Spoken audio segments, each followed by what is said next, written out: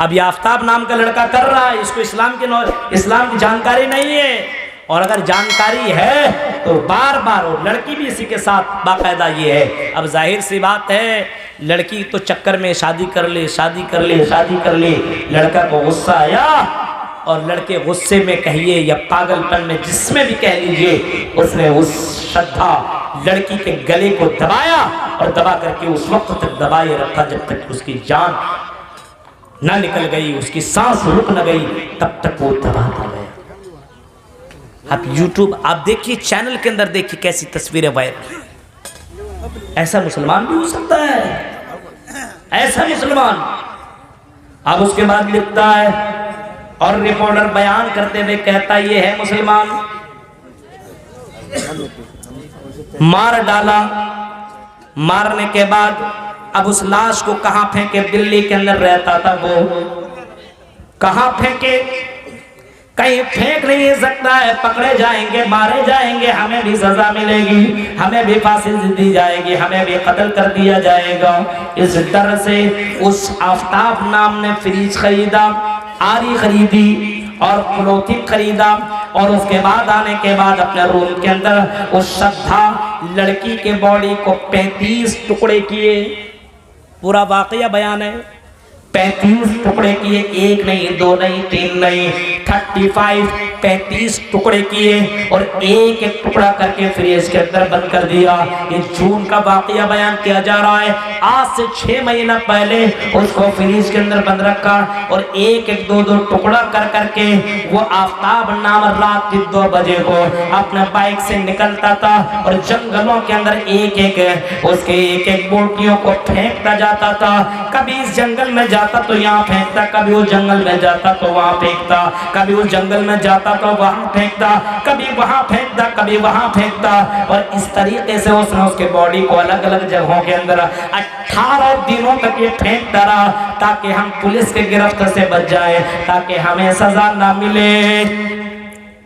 ऐसे आफ्ताब और आफ्ताब जैसे सोच रखने वाले नौजवानों से मैं कहूंगा, ऐ नौजवानों, तुम्हारी सोच कितनी घटिया है। तुम दुनिया की गिरफ्त से तो बच सकते हो सकता पुलिस तुम तक ना पहुंचे, हो सकता है कि ये सबूत तुम मिटा डालो, हो सकता है तुम इनके गिरफ्त से बच जाओ, लेकिन अल्लाह के गिरफ्त से तुम कैसे बचोगे?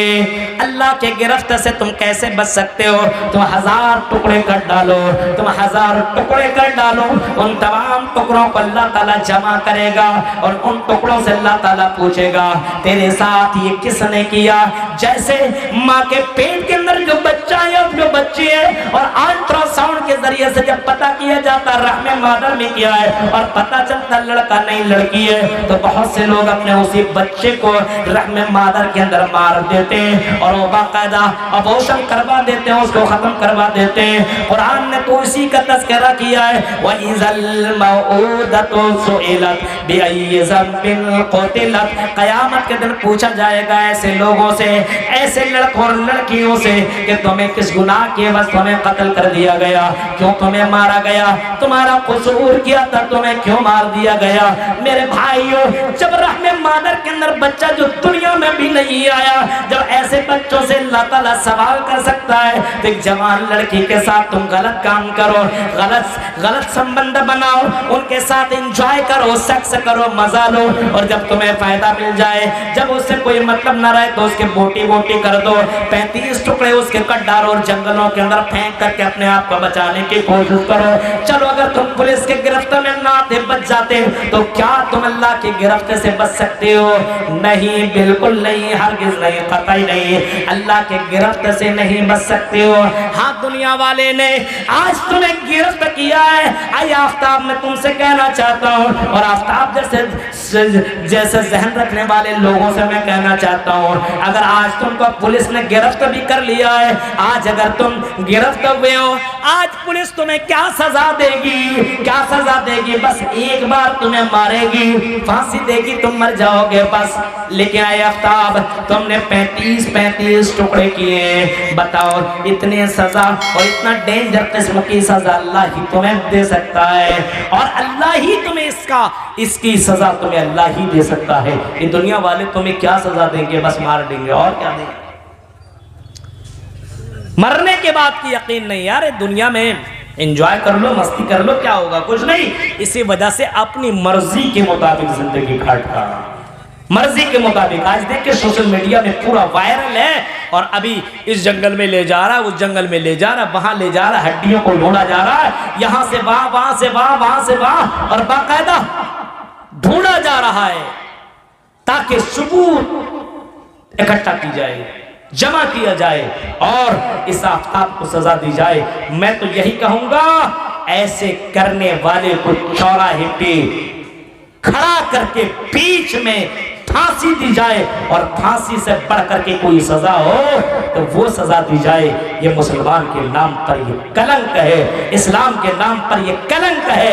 ऐसे लड़कों को इस्लाम के नाम रखने की कतई इजाजत नहीं है। इस्लाम को बदनाम न करो।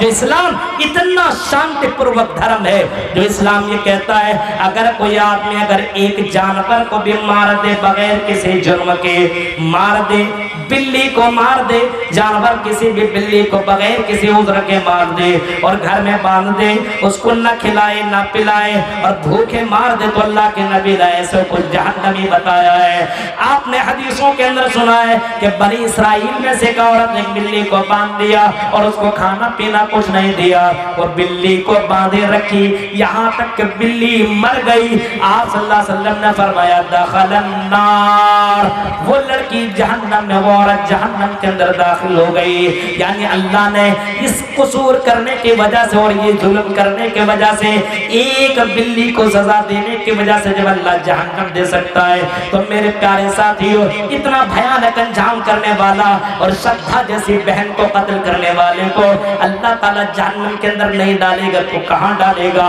इस्लाम इसकी इजाजत नहीं देता है, इसकी तालीम नहीं देता है। मरने के बाद की अगर जिंदगी का अगर यकीन हो तो आदमी ये सब बुराइयों से अपने आप को बचेगा और मारने से पहले अपने हाथ को रोकेगा। मोहम्मद रसूलुल्लाह सल्लल्लाहु अलैहि वसल्लम की जिंदगी देखो, अल्लाह के नबी का आखिरी टाइम है। अल्लाह के नबी ने अपने सहाबा को बुलाया और सहाबा को बुलाने के बाद आपने फरमाया मेरे सहाबियों और मेरे साथियों, अगर मैंने तुम्हारे साथ कभी जुल्म किया है, अगर मैंने किसी को मारा है, तो आई मेरे साथियों मेरी पीठ हाजिर है, लो मुझे मार लो। आई मेरे साथियों बदला ले लो। आई मेरे साथियों दुनिया के अंदर बदला ले लो। मरने के बाद मोहम्मद तुम्हें क्या देगा? इसी दुनिया के अंदर मुझसे बदला ले लो।